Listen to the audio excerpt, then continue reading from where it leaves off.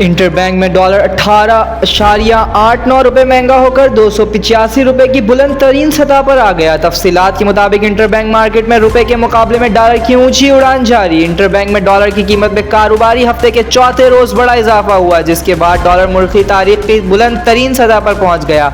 Trading के दौरान dollar की कीमत में 18 रुपये 79 पैसे का इजाफा हुआ और डॉलर 285 रुपये का हो गया।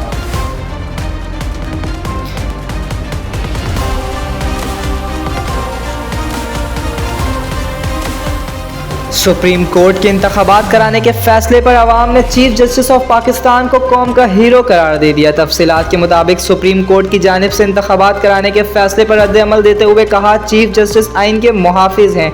इन्होंने मुल्क को सियासी बहरान से निकाला और इलेक्शन के रास्ते पर डाला। अवाम ने चीफ जस्टिस ऑफ पाकिस्तान को कौम का हीरो करार दे दिया और कहा, आइन में 90 रोज़ में इलेक्शन की शिक है। चीफ जस्टिस ने आइन टूटने से बचा लिया। याद रहे, सुप्रीम कोर्ट ने इलेक्शन को पंजाब और खैबर पख्तूनख्वा में 90 रोज़ में इंतखाबात कराने का हुक्म दे दिया।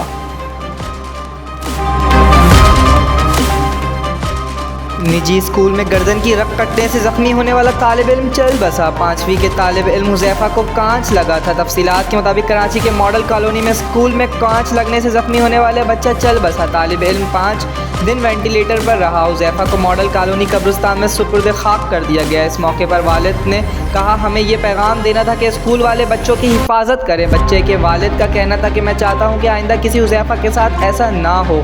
इंतज़ामिया को देखना चाहिए शीशे की बोतल स्कूल में क्यों आई। याद रहे, 24 फरवरी को निजी स्कूल में गर्दन की रग कटने से तालिब इल्म शदीद जख्मी हो गया था।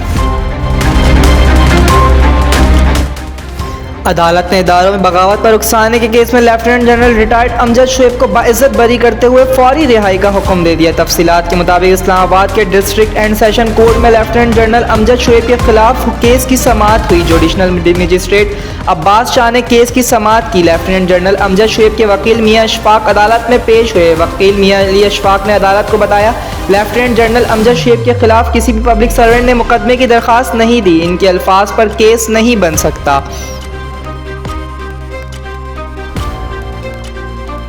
वफाकी वज़ीर दाखिला राना सनाउल्लाह का कहना है कि वफाकी हुकूमत सुप्रीम कोर्ट के फैसले को तस्लीम करेगी। तफसीलात के मुताबिक वफाकी वज़ीर दाखिला राना सनाउल्लाह ने प्रेस कॉन्फ्रेंस के दौरान इंतखाबात में सुप्रीम कोर्ट के फैसले पर रद्द-ए-अमल देते हुए कहा कि वफाकी हुकूमत सुप्रीम कोर्ट के फैसले को तस्लीम करेगी।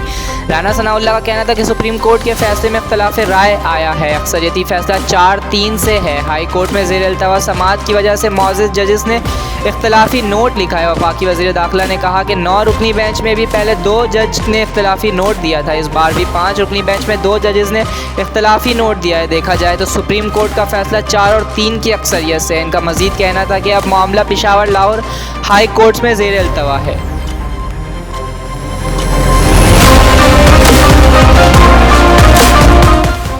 HBL पाकिस्तान सुपर लीग 8 में आज खेले जा रहे 18वें मैच में सरफराज के ग्लैडिएटर्स शाहीन के कलंदर्स लाहौर में टकराएंगे। खबर के मुताबिक HBL पाकिस्तान सुपर लीग 8 के सनसनीखेज मुकाबले जारी हैं और इवेंट में का पहला राउंड फैसला कुन मरहले में दाखिल हो रहा है। बकिया मैचेस आने वाले नताइज बताएंगे किस टीम का सफ़र अगले मरहले में जारी रहेगा और कौन सी टीम वापस घर जाएगी।